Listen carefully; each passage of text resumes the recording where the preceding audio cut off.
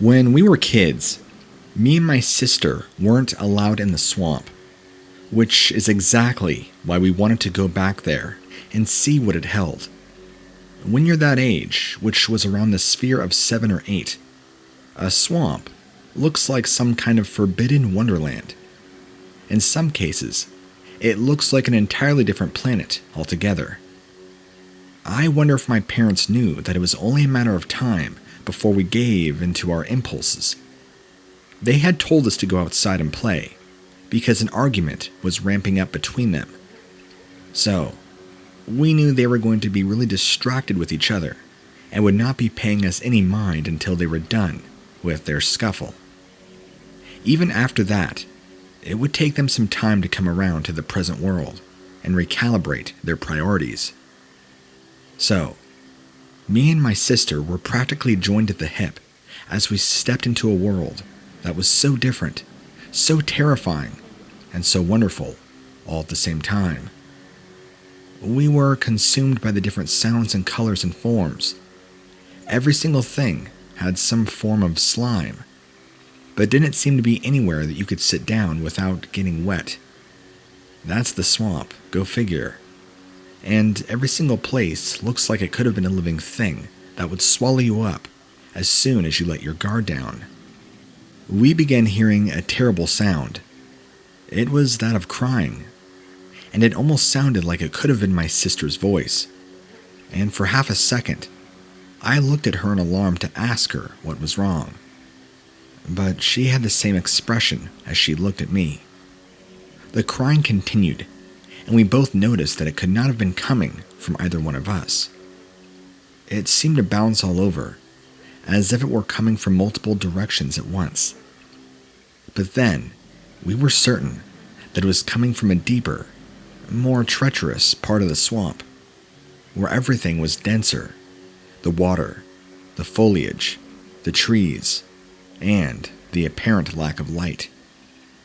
We were torn between going to investigate and seeing what we could do to offer help, or go to get our parents first. Both of which were solutions that had critical problems. If we went to get our parents, we would be admitting that we went to the swamp when we were not supposed to, and they were already angry. Lord only knows what our punishment would have been. If we went without our parents, on the other hand, well, things could turn out badly for anybody that decides to set foot in that swamp without an adult. In the end, we decided to go in without getting our parents first. I guess if you're reading this, you probably shouldn't be too surprised. The sound of that crying was tugging on our hearts just too hard. Drawing in closer to the crying brought us into a thick mist that we had not seemed to notice. Before long, visibility was much more limited than we thought. My footing suddenly disappeared from underneath me, and if I had not crammed hold of my sister's hand, I might have gone under. I found a patch of something that was completely liquid, like it could have been quicksand or something, maybe just thin mud, but there was enough of it and too little of me to keep me above it. There, my sister held on to me helplessly to keep me from going under completely, and both of us stiffened up when the crying began to melt into chuckling, and then into giggling. My sister, bless her heart, had just enough strength in her little body to wrestle me free of the grip of that sinkhole. We laid on the ground exhausted for a few moments before getting up. When we got up and were able to walk away, the giggling sound turned into some kind of rage, like somebody began screaming angrily, except it was much deeper and rattling and terrifying sounding. It terrified us both so much that we ran home and convinced of facing consequences of our parents. However, to look back this day, our punishment was nothing that paled in comparison to what awaited us deeper in the swamps. That will always stick with me, and even today, me and my sister still sometimes talk about it. It really gave us chills, and sometimes we'll try and speculate what it could have been. Maybe it was an animal caught in a bear trap. No, because it sounded too different. It was a scream like none other. Like an animal couldn't make it, but neither could a human.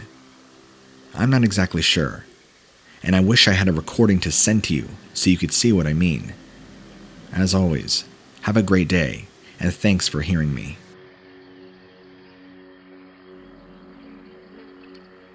You know, there are so many reasons that you should stay away from the swamp. I mean, apart from the obvious dangers and creatures that inhabit them, like big snakes, water moccasins, I think, gators, alligator gar, all sorts of poisonous, dangerous animals that live quite happily in the murky waters that we really don't even know about. But of course, I learned that lesson the hard way. Now, I'll admit right now, I like to kill stuff. I consider myself an avid hunter, and the thrill of the hunt is something I can't quite put a finger on. It's an indescribable, amazing feeling. Maybe not so much taking the life of an animal. Maybe it's more so the little thrill of the hunt. I have a house full of trophies, and if I can't take the carcass home for some reason, then I sure as hell will be taking photographic evidence. I make sure to utilize every bit of my kill, so not only do I keep it as a trophy, but I store all the meat as far back as I can, from backstrap to steak, you name it. If it lives and breathes, I'll try and pop a bullet, and the more you kill, the bigger the thrill. Once, I had ticked off a known animal I was legally allowed to shoot. I wanted more. The buzz had long worn off for getting a deer, coyote, even bear. So I set out in different places for a more crazy adventure. I wanted to test my skills against the swamplands of Louisiana. Why? Because the terrain is incredibly challenging, and at times hostile. Some sort of messed up lizard type thing that I've heard that lives out there that's apparently as big as a man. But I've also heard stories of Bigfoot too, so I don't know. For me, the experience was like honey to a bee. I had to go and find it, kill it. I don't know what I thought I was going to find. Why I thought that somehow I was the man to find a swamp creature which had either managed to survive up until now, since the dinosaur days, like Bigfoot, or maybe I was looking for some kind of super breed, born from an abomination, when two animals should never have bred. But wouldn't you know, I actually did find something. And since my encounter, I've tried to do research into these things, and one thing that come up time and time again is the awful stench that these beings give off. Maybe just another indication of how they're not truly one of the gods' creations. I sure as hell recall the stink. I've caught me several skunk over the years, and this was hell of a lot worse than those stinky little beggars. It was truly like something had crapped itself, spent all day rolling in it, and eaten a ton of rotten fish, and then pooped out all of that rotten fish again. You get the picture. It was a terrible culmination of odors. I was already beginning to regret coming when that hit me, but also being the big hunter and thrill seeker that I am, I knew I had a chance to kill something that only said to exist. So, getting my gun ready, I crept alongside the creek, on the lookout for anything that moved. I was pretty much ready to blast it into oblivion. So, when I sensed movement, and could see the murky, stinking water start to bubble not too far in front of me, I shot at it. Unloaded most of the rifle into the water, actually. And you know what floated up to the surface? A snake. Just as I was cursing, and wondering whether to bother trying to hook it or leave it, something happened, as a trained hunter, has never happened to me before. I felt a breath on the back of my neck. This thing was right behind me. It was big. I slowly turned around. Now, I don't know about you, but I didn't actually believe in this sucker. That I would come all the way out here, kill it. But I didn't actually think it was real. So let me kind of clarify. I thought that the premise was real enough, and I knew I would come back with some kind of trophy. I just thought it would be like a real big lizard or snake. But it stood there, close enough for me to have felt its breath and to smell it. It's what they call the Louisiana swamp monster. It stood taller than me, well taller, 8 to 9 feet, covered in thick, dank, long, scraggly red fur, and a face covered in hair that looked to be part man, part something else. It was so terrible. It had an odor like none other. It's even worse when it's standing a few feet away from you. It was just like a big man, a body of incredible width and size. It was also on 2 legs like a person, with 2 long arms. I noticed its feet were huge and webbed. It kind of looked like it was wearing flippers, almost. But it had arms that seemed to come all the way out of the front. It stood there staring at me, with its pure black eyes. I never felt more terror in a moment like that. It continued to stare at me, and we probably locked eyes for a good 5-10 seconds, before it turned and just casually walked off, before finally stopping about 30 feet away and turning back to face me one last time. Then it finally returned and walked back off into the swamp. That was still to this day one of the most terrifying hunting encounters I've ever had, and I have seen some stuff. Now, after doing some research, I know for a fact that these things, these wood boogers, are real. I guess they don't only live in the woods of North America, but the swamps too. I think in Florida they call them skunk apes. I don't know. This is the first and only time I've ever seen one in my life. I almost wonder if maybe I got too close to its territory. I'll never know.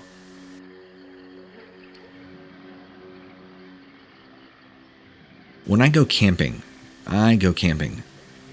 I don't go to any prearranged, pre-cut campsite where all my needs and problems will have been anticipated.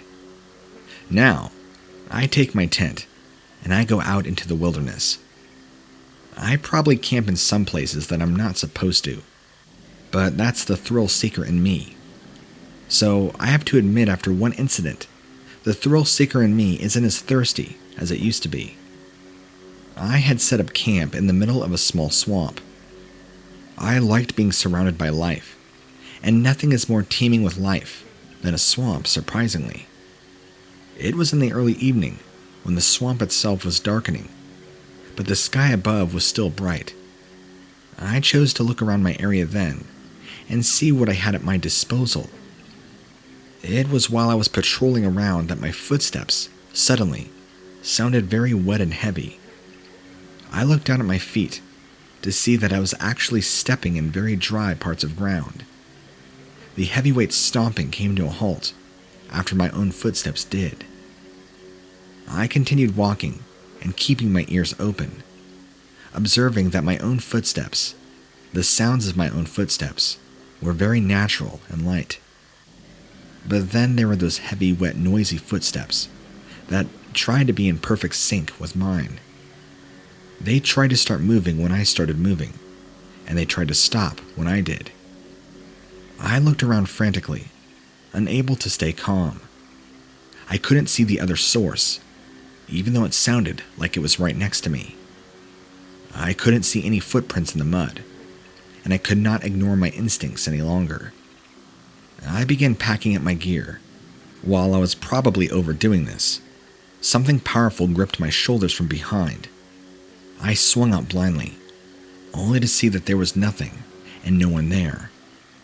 I was practically running out of the swamp, and again, the heavy footsteps matched mine, but they ceased when I had run a good distance. Has anybody else or you had any experiences being pursued by things that you can't see that insist on matching your footsteps? Any answers would be greatly appreciated.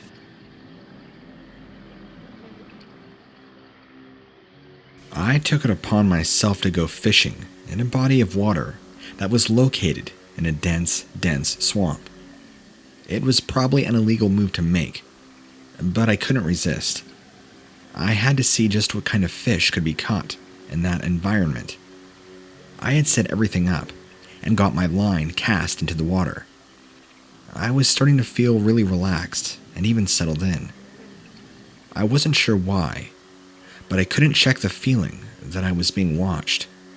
Not that anyone was looking at me closely, but something was aware of me and seeing what I would do. The more I tried to write this off as paranoia, the stronger the feelings got. So much so that I was spending more time looking around than concentrating on my fishing. And when that happens, you know that something has really dug into my mind. After I got back to staring at the water, I noticed several sets of ripples coming from the same place. They were coming from a large mossy rock. Sure enough, it was sending out steady sets of ripples that weren't coming from everywhere else in the water. I couldn't tell you why those ripples might be near us. Figured maybe some fish had gotten underneath the rock to shelter from dangers, but something was amiss about the rock. This I found out to be fact when the rock appeared to move and tilt slightly, and then out of the water. The rock raised a head that could have passed as a short-nosed crocodile, except the eyes were close together, and the nose was short. The face even kind of looked human, with the high cheekbones and the stern eyes. The eyes even had a separation between whites and irises. It flicked out long enough and looked over my direction, and this was the strangest looking reptile I'd ever seen. I grabbed my fishing gear and I ran out of there in such a hurry. It terrified me, and even recounting this experience, even though I'm typing it, still gives me chills. I hate thinking about it, and I'm hoping that writing this out is therapeutic, enough for me to forget about it at least, or get over it, whichever happens first.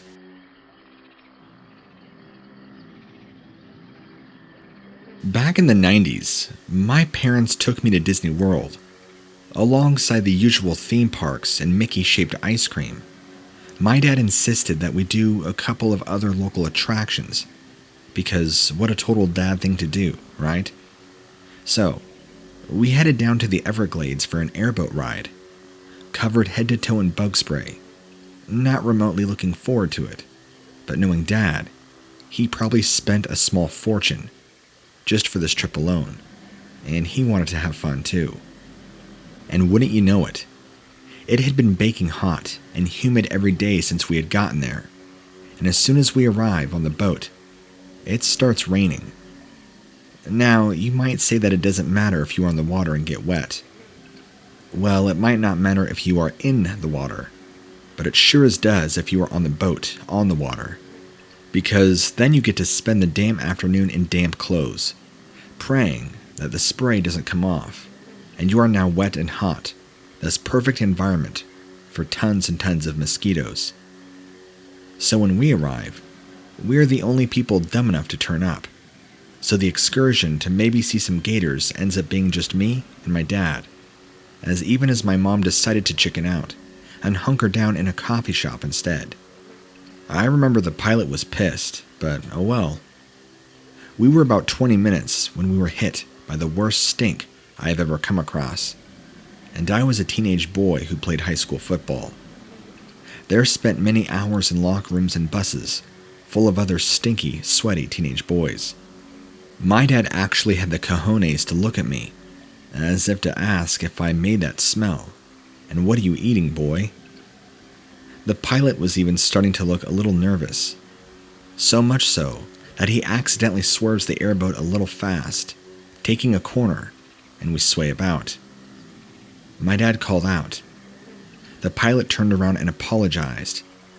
I distinctly remember thinking, we haven't gotten an airboat pilot who gets seasick, surely. Make sure you get seated, and keep your hands and feet inside. Now, I'm not gonna lie. I was equal parts WTF, scared and totally excited by what I was staring at into the boat, or what was staring at us. It was tall like a man, but covered in this real rusty reddish kind of hair. It kind of reminded me from that movie, Harry and the Hendersons. But this creature was much uglier. Much uglier. It was making this weird throaty noise, like when you've gotten a bad cold and are trying to clear the phlegm from your throat. It was headed our way. It looked right at Dad, then right back at me, then right back at him. My dad was beside himself, in terror and shock, and the pilot was basically shouting to hold on and trying to turn the boat around fast. Here I am clinging onto my seat, and we sped out of there like no tomorrow. When we arrived back at the docking area, the pilot ushered us out super fast, and we were back in the coffee shop with Mom while she was still on her first coffee. The entire way back, my dad was asking me, "What was that, son? What do you think that could have been? Could it have been a new species of swamp ape? What was it?" He wasn't sure, and I could tell he was still terrified, but the color was coming back to his face. Well, apparently, what we had seen was known as the Florida skunk ape, a Bigfoot-type creature that apparently lives in the swamps of Florida. Before this, I had never heard of such a thing, and if I had, I was sure to think of it as lore, a fake ghost story. Although this creature never appeared threatening or hostile in any way, its size alone was more than intimidating. It was like a giant bodybuilder. I mean, this thing was huge, utterly massive. Unfortunately, I didn't get the best look at its face. I mean, I can get a general idea, and I was right about the Harry and the Hendersons, but when I say uglier, I do mean its face was uglier. Its eyes must have been either very dark or black, because I couldn't really make out any detail of that part of its face.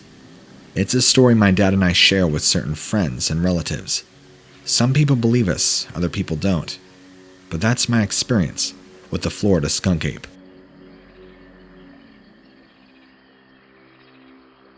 I had a phobia surrounding swamps and wetlands, so it was only a matter of time before, with some coaxing from my friends, I was challenging myself to confront my fear. I chose a swamp that could have been worse, but it also could have been a little less claustrophobic. But I digress. My friends walked around the place with me so that I could get acclimated to the environment. After a while, they decided they were going to abandon me and leave me by myself. The bad part of this is they were not telling me what they were full on planning. At the time, I didn't think they did it because I thought it was funny.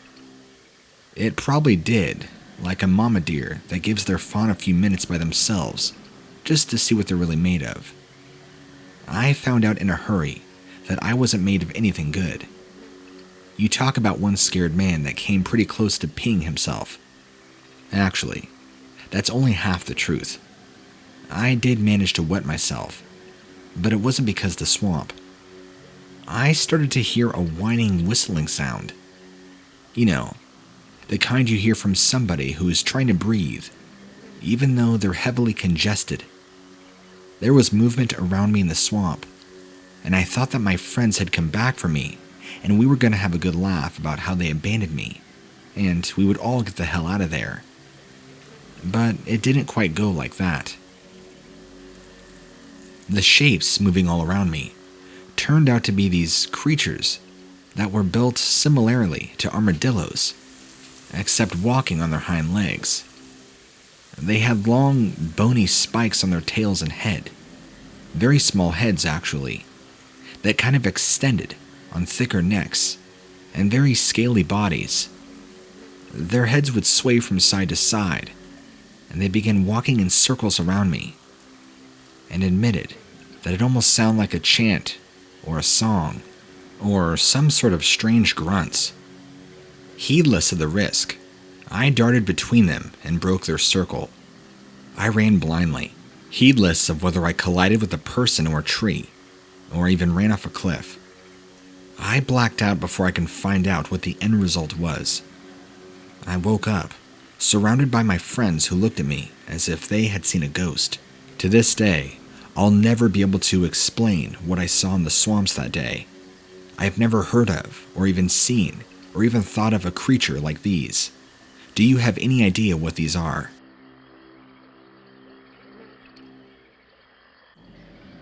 My grandma used to tell this story about something that had happened to her when she was much, much younger, before she even met my granddad. She was staying with her grandparents in their cottage, which at the time was surrounded by thick woodland and streams, kind of like something out of a picture book, she described. She and our great-uncle Henry would play for hours and hours, those being the days when there was little else to do, or before the worry of kids being abducted by weirdos. One day, near the end of the stay, my great-uncle Henry had caught a nasty cold, bad enough that he was sent back to bed, so my grandmother went off to play on her own. She wasn't wearing a watch, since they didn't really wear those back then. It was always Henry's job to try and keep an eye on time. He was much better at time management, has always had been, and before she knew it, the sun was starting to set. She realized that she had gone further in the woods than usual, since she had been so caught up in the game that she was playing. She didn't exactly panic, but was certainly feeling a little anxious about being able to find her way back quickly before it got too dark. Again, it was Henry who had the good sense of direction, and my grandmother was always caught up in something in her own mind. Still is to this day. Mother told us they used to say she was away with the fairies. As she began heading back in what she hoped was the right direction, she noticed one of the many streams that they sometimes waded through. Since it was getting dark and the sun had lowered, so had the temperature, and she was mindful that she did not want to get wet and end up in bed. But then she saw these fairy lights, she described. That was how she referred to them, even after we had explored every different rational option. Fairy lights, which she decided must of course be the fairies helping her find her way home. I'd like to find a 14-year-old these days who still believes in stuff like that, but it was simpler times, and actually, she ended up being an illustrator for children's books, so I guess that was always in her. Anyway, as she followed these lights, she began to wonder just for a moment if they were helping her, because as she passed a big tree with a rope on it, she could have sworn that it was the opposite direction to the house, and was in fact further towards the boundary where they were not supposed to cross. But, being Mrs. Dolly Daydream, she couldn't remember why they not meant to go that far, despite the initial feelings of resilience. She trusted the fairy folk implicitly, and knew they couldn't possibly be trying to cause her any harm. It began getting darker, and she could just about see the lights guiding her now, when she heard her name being called. She stopped where she was, listening to the voice, and suddenly her granddad and one of the neighbors appeared. They cried out to her to stop, since she had no good sense of where she was going. They asked her to come to her slowly, which she did, and she noticed her fairy friends had disappeared. They didn't say much until she was safely home, her grandmother hugging her. It turned out that she had only been a few feet from a very steep ravine, which was full of sharp rocks. It turned out that the water was a lot deeper where it pooled from the stream, and there wasn't a lot of health and safety back then. People just relied on common sense not to go near these places. When they'd ask her why she was walking that way, she told them about the fairies lighting the way. They told her then that they didn't want her going back out into those woods. Apparently the lights were really a thing, but they weren't tiny lanterns being held by tiny fairies. They were willow wisps, and they were not something to be messed with. They were actually trying to lead my grandmother to the ravine, in hope that she would fall and hurt herself, or worse. Thank God her granddad found her in time. That's my grandmother's story, and she's retold that to me so many times that I've luckily been able to formulate enough to share with you. I've always found it interesting, especially the prospect that they're actually being real-life fairies. I've only heard this a few other times, but it's usually like in Ireland or England, not so much in the woods of North America. But my knowledge on fairies is very minimal, so you'll have to excuse that. Since you seem to be the cryptid guy, I figure this is right up your alley, and you'll probably be much more educated on it. So, enjoy.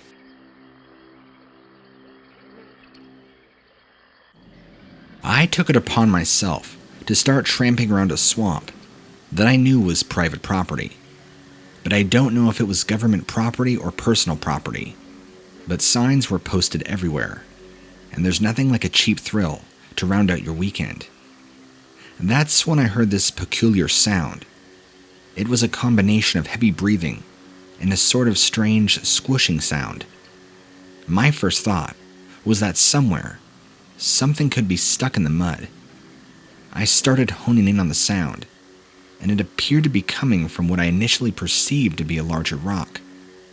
When the rock moved, the rock switched a tail, and I realized that I was up against something much bigger. Its back seemed to be this hardened carapace, not unlike a tortoise. It seemed to be aware of me the moment that I became aware of it.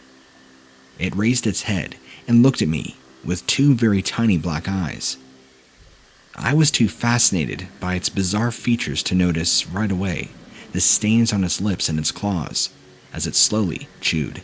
Half a second later, my heart was slamming in my chest because I noticed this thing was a carnivorous predator. It was eating on a dead alligator, or so it looked like. After that, I ran, and I ran, and I ran, never having seen an animal so bizarre looking, or looking just like this one. My feet were taking me further than I needed to go. Either this thing was too slow, or it simply showed no interest in me. I've tried to do some research, but I have never found any such creature, nor has anybody heard of any such thing living in the swamps.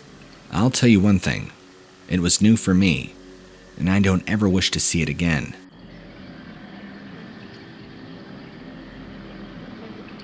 I don't quite know how to say this, so I'm just going to come out and say it.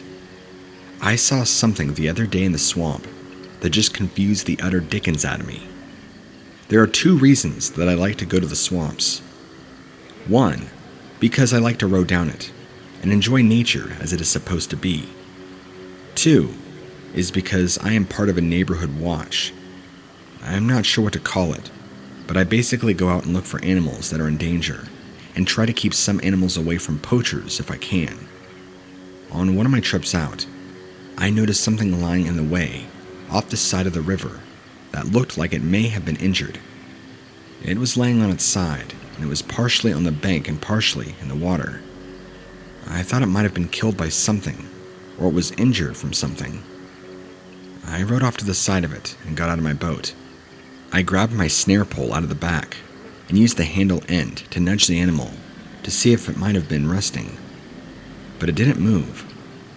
Now that I was closer, it looked like it was a young crocodile, maybe only 5 months old. Well, the weird thing is, down here in America, we don't have crocodiles. We have alligators. So this looked very weird to me. I got my snare around where I thought its head would be, and I pulled it out of the water so it could breathe. When I saw that it wasn't an alligator or a crocodile, I don't know if I can describe it quite right, but it looked like a dog. Like a crocodile dog. I know that sounds weird, but that's what it looked like.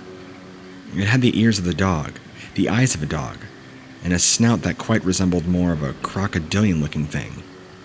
Except it had the trademark teeth of a crocodile. It was hideous looking. I also noticed that it had huge claws, and it had a mixture of fur and scales. What the hell? I thought. Was this some sort of science experiment gone wrong? Its body was green, but again, it looked and kind of resembled a dog. A very thick-skinned kind of animal. It was very hideous. Its mouth was hanging open too, like if it was panting. I took the snare off it and climbed back into the boat. I grabbed a beef jerky stick out of my backpack and opened it. I stayed in the boat, but I threw it towards the thing, to see if the smell of meat would wake it up. I saw its nose twitching from the smell. It moved its head sideways to eat it. Whatever it was still very weak and small and frail, but I didn't know why. I grabbed my water and got back out of the boat. I slowly poured the water near it so it could drink. Normally, I think I should be terrified by whatever this thing was, but it was injured and in a state that was almost near death. I checked its body for any kind of wound, and I saw that it had a gunshot on its side.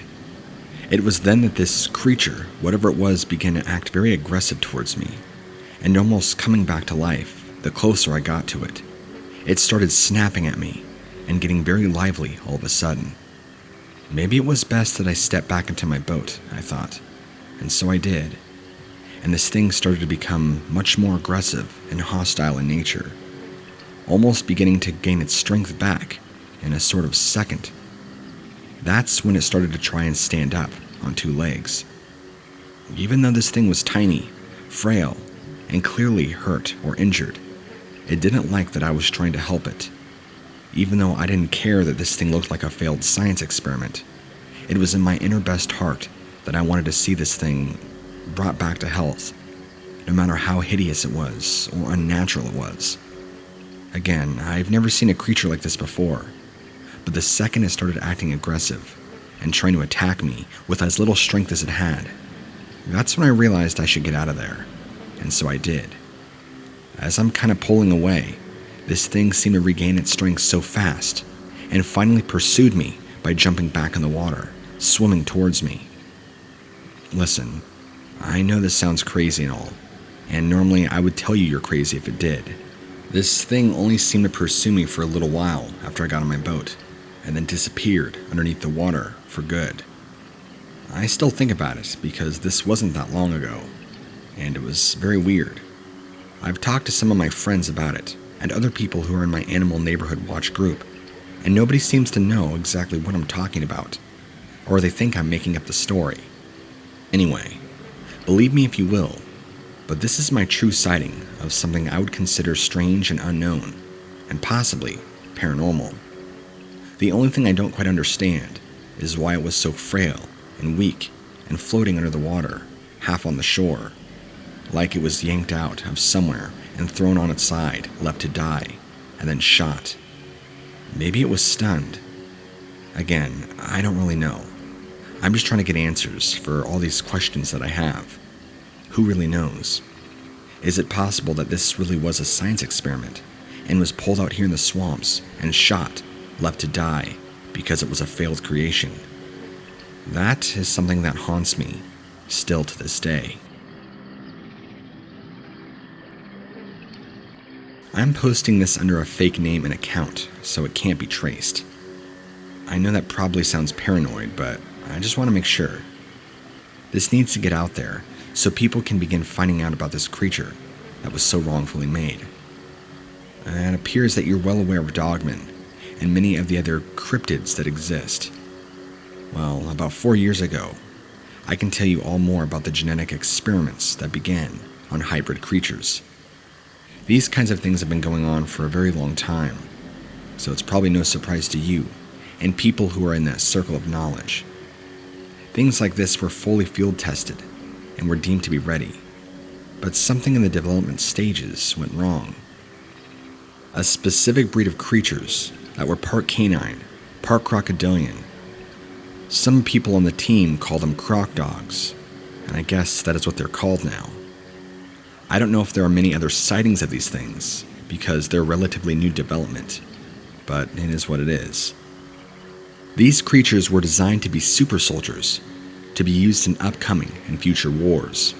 They were constructed and pulled from the DNA of Nile crocodiles and multiple species of canine, like German Shepherd, Retrievers, and Huskies. We thought that if we could make a chimera-like creature, along with the many others, it would have all the best abilities of both, the discipline of a canine, and would be a perfect companion and use an enemy for troops. They could have them breach and clear whole buildings of dangerous enemies. At first, the thought that it would have specific traits, scales and thick skin, and a canine's discipline and duty. During the testing stages, there were great results. In open combat simulations, they performed amazing.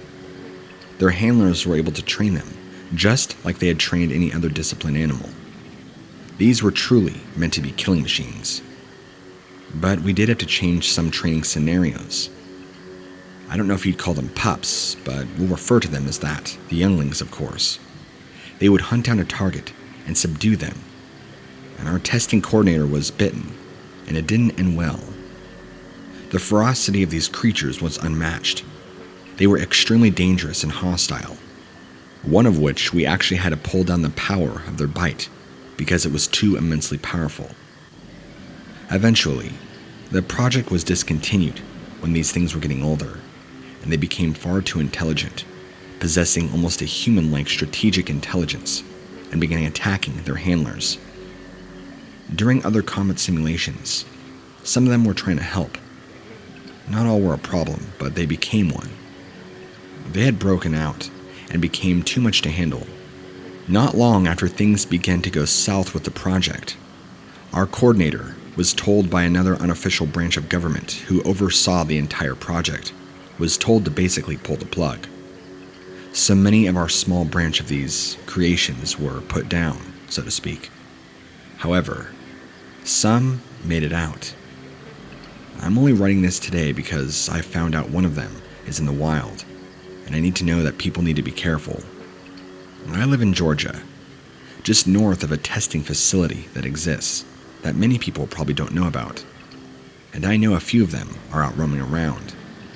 Again, these things aren't very old. They're just within the past few years. And I want you to know that these kind of chimera creations are existing all over the world. Some are getting out. Some are purposefully being let out. I feel incredible guilt over having a part to play in the design and creation and being a part of this project. Listen, I understand that sending this to you probably comes off as a creepypasta because there are so many that claim to have a story like I do, but are actually fictitious horror stories. Well, I'm here to tell you that this is my own horror story, and that these things are actually going on. So it's really up to you. You can believe it or not, but I'm telling you what I was a part of, and the creation that I helped make. I can't guarantee you how many of these things are actually out there. Just like Bigfoot or Dogman, there's an undisclosed number. But, just like their cryptid counterparts, they are highly intelligent, very hostile and aggressive, and masters of hiding and camouflage, especially in their swamp environment.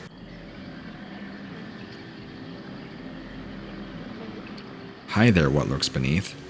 My name is Gale, and I'm here to tell you about some sightings that I've had all throughout the swamps of Louisiana, Alabama, Georgia, and even parts of Florida. I have had the luxury of living throughout the entire country in multiple states. To name a few: New Mexico, Oregon, Colorado, Texas, New York, and of course Louisiana. Now, they say Louisiana is actually a hotbed for paranormal and witchcraft, but it's also home to terrors of the swamp, as I like to call them, because they're things that once you see, you wouldn't believe them if nobody told you about them. Most people won't believe me, but I've seen some crazy stuff out in the swamps. Things that you think can only appear in your nightmares. But no, you would be so wrong to assume otherwise. Creatures that can kill you, worse than moccasins or alligators. One time, I was actually out in the bayous with thick smog rolling in, and I seen this, I kid you not. What I didn't know at the time was I thought it was a massive alligator, but it was actually an alligator humanoid. But as this thing rose out of the water and grabbed this 5-foot alligator and tore it into pieces, I was able to get a much better sight. It looked to be part man, part alligator, so I kind of call it the alligator man. But this thing was a hulking demon, and it had to have been at least 10 feet tall, covered in thick muscles, rippling, scales everywhere, and a massive hulking body. I'm talking like a football player on steroids, maybe 4 to 5 feet at the shoulder width, completely hulking and massive like I said. It's terrified me to death, and that's only one instance that I've seen. Luckily, this thing was too busy eating an alligator to really pay attention to me rowing by. I've seen dogmen out here in the swamps too. That's why there's just certain spots that I refuse to go to, because they are very intelligent predatory animals. I've been followed by what I assume was a pack of them. They were staying just beyond the reach of the trees, keeping an eye on me. And at times, when I'd look just right, I could see the faint glow of their eyes staring at me, making sure I wasn't wandering too far off from whatever trap they were setting up ahead. See, the swamps are just not meant for people. They aren't meant for human survival, period. I believe that even some of the native tribes had a hard time surviving deep in the swamp. In fact, depending on who you talk to, they'll give you some pretty hair-raising details about bog creatures and other things that live below the swamp waters. Everything from summoning and witchcraft to flesh and blood creatures. There's all sorts of terrors out here, especially at nighttime. Where do you think fiction pulls a lot of their ideas from? I've had the misfortune of seeing many of these swamp creatures myself to understand their existence, as well as to know where Hollywood gets their inspiration from. In fact, many of my close friends that I've acquired over time are also avid adventurers of the swamp, and have their own encounters with what they refer to as the skunk ape, something many might not know of unless they live down here in this giant swamp area. I haven't seen one yet myself, but I've seen enough of the other horrors in these parts that it's more than enough for me. I don't really believe in Bigfoot, but I would imagine that they too live down here. I don't live in the swamps anymore, but I've spent enough time to know what I'm talking about.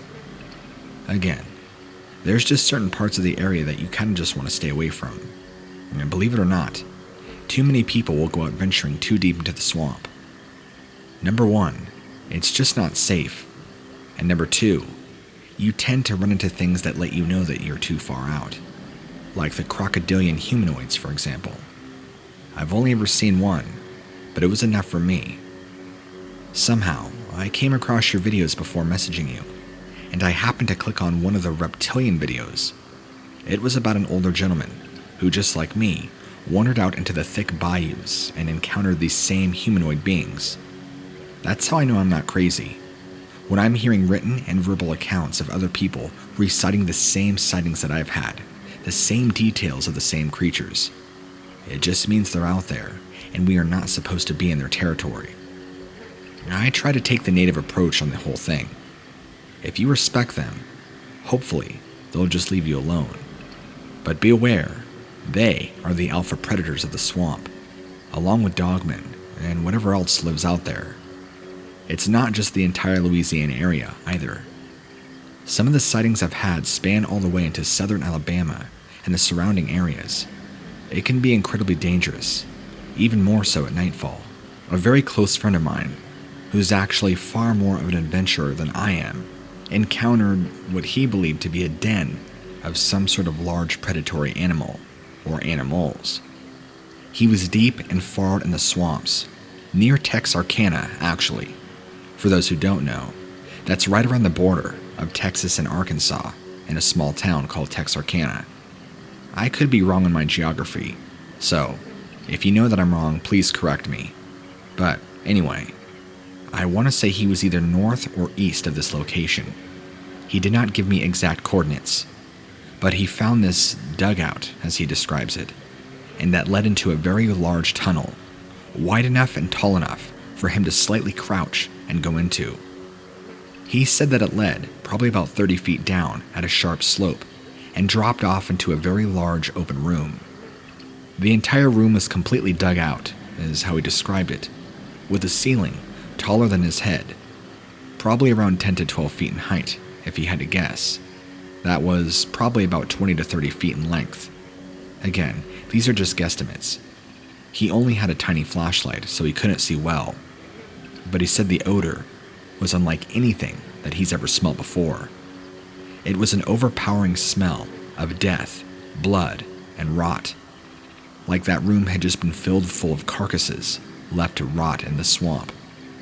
However, upon shining his light and looking around a little bit, He couldn't find any trace or source of the smell, but he did see that at the other end of this dugout room, the tunnel led deeper into this den, which he didn't continue to go down. He said he got a really bad feeling in the pit of his stomach, like he needed to leave now, or that something was going to be approaching him very soon. Safe to say he got out of there, and luckily in one piece. But it just goes to show you, there are things in the swamp that we should stay away from. What's kind of eerie is when he was explaining to me the details of this den, and how it was dug out, and the way it was dug out.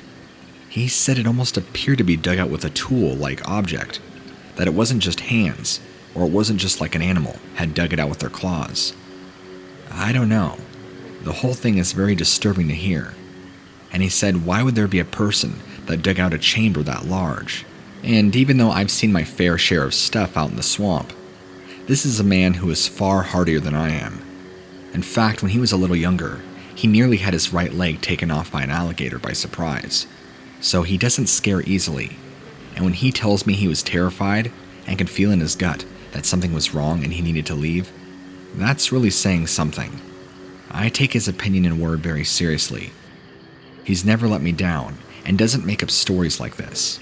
He's not that kind of guy. When I prompted him with more questions about the den, he said that again, he has no idea how many chambers or pathways this thing went down into. But the pathway he could see that looked like it led down into another chamber, he said he felt like there might be something down there. But he did not hear anything, any movement, any shuffling, nothing. Only the ghastly strong odor of death and blood. And again, with no source of the smell. After he got out of there, he said it was even more humid and dank in there than you can imagine it being, since the swamp is already pretty bad. This friend is also one of the same friends who has had multiple run-ins with a skunk ape too. And trying to think about it, trying to think logically, of course, I can't attribute that den to a cougar, beavers, or bears, or any other natural animal that occurs in the swamp. So I really have no idea what would build a chamber that large, or a tunnel, mind you, with not even their bare hands or claws, but some sort of tool object like what he described. This same friend knows well about my own encounters with what I call the alligator man, the same creature that I saw pick up a 5 to 6 feet alligator, tear it in half, and eat its guts right in front of me, rising up out of the water in the thick fog. And to think, had I just rowed a little bit over, I would have landed right on top of this thing, and it would have capsized my tiny little boat in the swamp. Scary. I felt sending you this email was very important, since you already seem to have a wealth of knowledge and information that you're sharing and putting out there anyway. I thought I would send you mine and add to the ever-growing pile, so that way people who have these sightings and experiences don't bottle themselves up and feel crazy and feel like a lunatic having to keep all this information inside their head. Because I'm telling you now, you gotta let it out. Other people deserve to know that this kind of stuff is out there, and they need to protect themselves and understand the true dangers of being out in thick wooded areas. I'll keep you up to date and let you know if I encounter anything else, or if any of my friends have any more horrifying stories they can share. Many of them do, so I'll go ahead and reach out to them in the coming weeks and see if I can't muster up anything from them worthy enough to share with you. Anyway, this is Gale signing out. I'll keep you up to date and let you know if anything else happens. Have a good one, and thank you again for all the information and hard work you put out.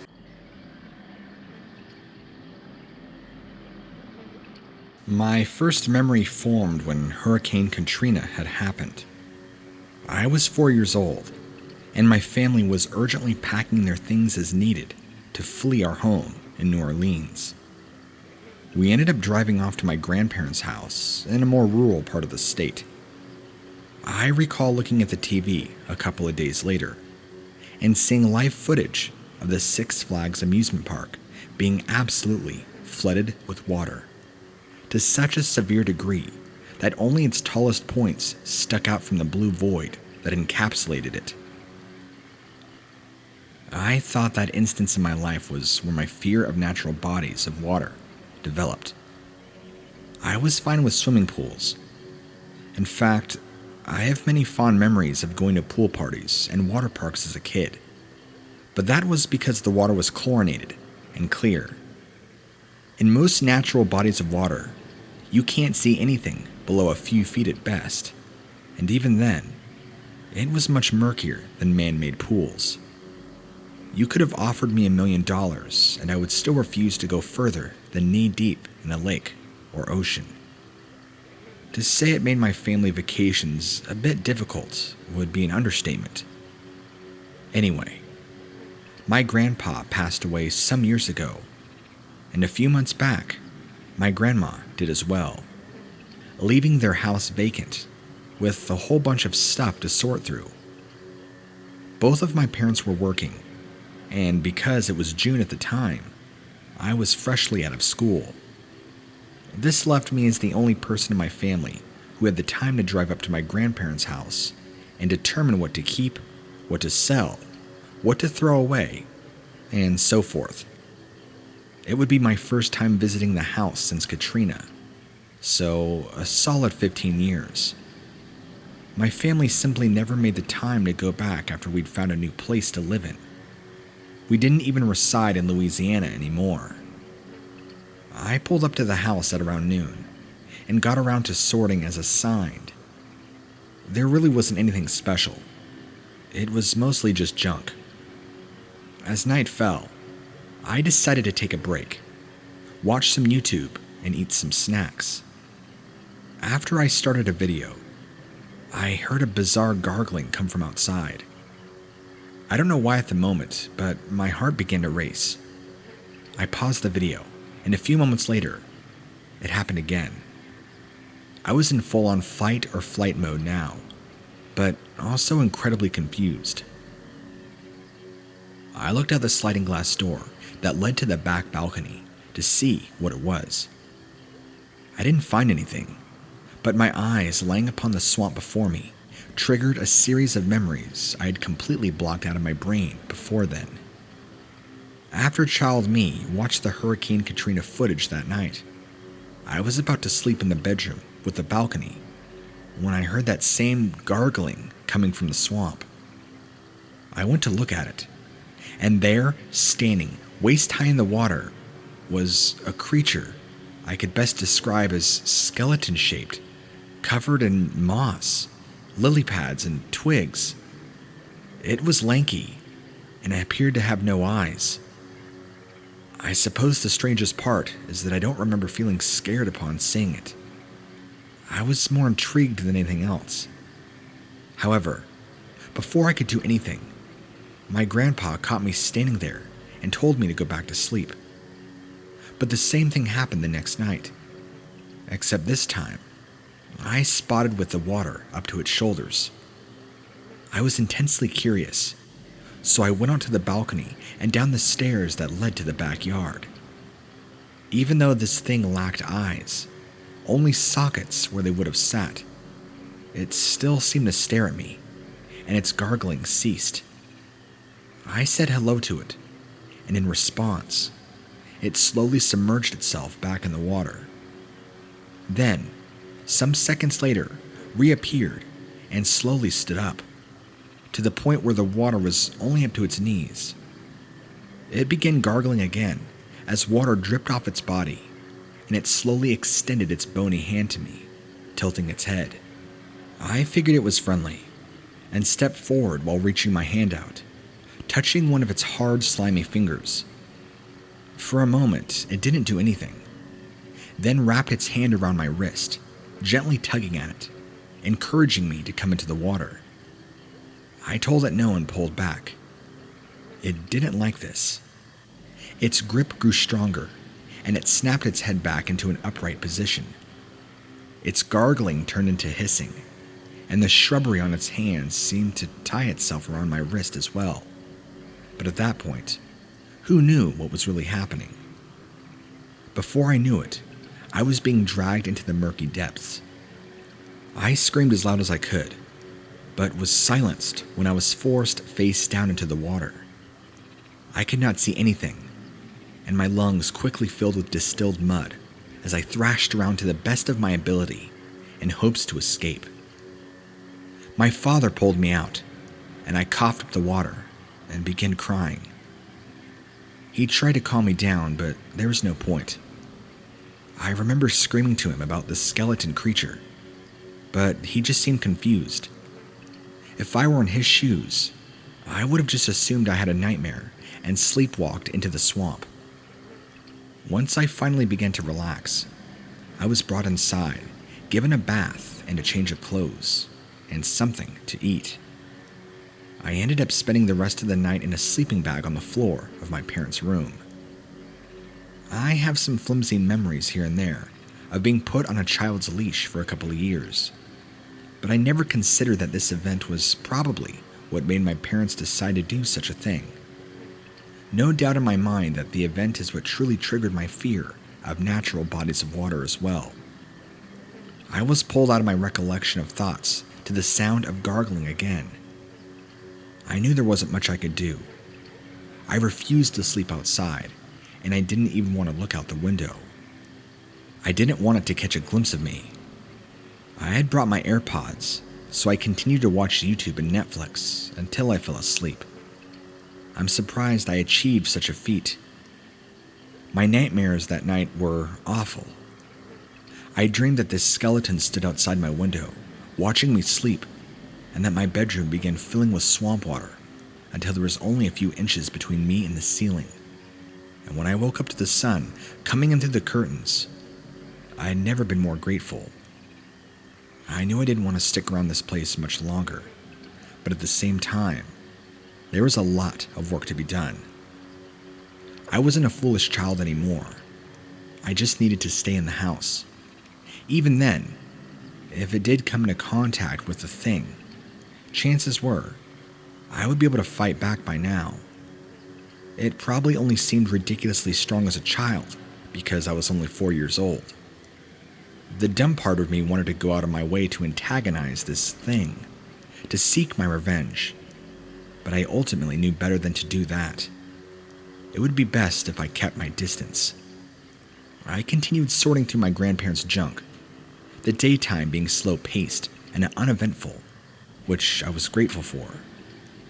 However, soon enough, I had stumbled upon something peculiar, and that was my grandmother's paintings. They were normal at first. During her lifetime, she depicted a lot of natural, realistic scenes of forestry and mountains. But then, I found the paintings of the swamp. As I just mentioned, they were completely ordinary when I began to sort through them. But then there were more. As I went through the paintings, I began to spot the creature in them. With every painting, its body ascended further up from the water, and it only got closer to the foreground. A shiver went up my spine. It felt like I shouldn't be seeing this stuff, and I didn't want to touch it anymore. I shoved the paintings back into a corner and knew I had had enough. It was sunset by now, and I wanted to be out before dark so I wouldn't hear the awful gurgling of the thing. As soon as I made my way to my car, the familiar noise made its way into my ears. I could not help but look back. There, in the distance, I could make out the creature in the water, with nothing but its neck and head above the murk. Upon me spotting it, it slowly descended back down until it was no longer visible. I wasn't going to mess around anymore. I got in my car and I drove the hell out of there, not daring to look back. On my way home, I called up my parents and told them about what had happened and the memory I had resurfaced. My parents were surprised to learn that I had no memory of nearly drowning, as apparently it impacted me for a long time, that I was constantly anxious and wandering around, anticipating the skeleton to return. They claimed that my behavior persisted until a little after I started first grade, and once it subsided, they took that as a cue to let me off the leash. There haven't been any problems since then. I mean, until now, I suppose. My parents, while not super religious or spiritual, let me know that they thought it was best that nothing from the house was brought back into ours. So, I ended up pulling over on the side of a country road, littering my grandparents' belongings onto a field. I hoped that nothing would happen to anybody who decided to pick them up, and even though it had been a couple of months, I still worry about it. I returned home, and nothing happened. My family and I don't really talk about it. I hear now that Hurricane Laura is going to hit the entire state of Louisiana, and although it is a horrific disaster, I unapologetically hope that it decimates my grandparents' house and the land along with it. I do not know whether or not that thing is living, or a ghost, paranormal, or whatever. It doesn't matter. It didn't even matter that I was hours away from it at this point. I wanted it gone, as any sane person would. You know, it still perplexes me how my grandparents appear to live peacefully for years with that thing, whatever it was. Maybe they had no clue it was real, and my grandmother saw it in her dreams like I did, and inserted it into her paintings because of that. Regardless, speculating on it is useless because they're dead now, and it is impossible to ask. In case you're wondering, I still do have my strict standards when it comes to navigating natural bodies of water. If anything, this entire event has reinforced my fear. Take my advice if you will. Don't go treading in murky water. You never know what can be waiting for you in there.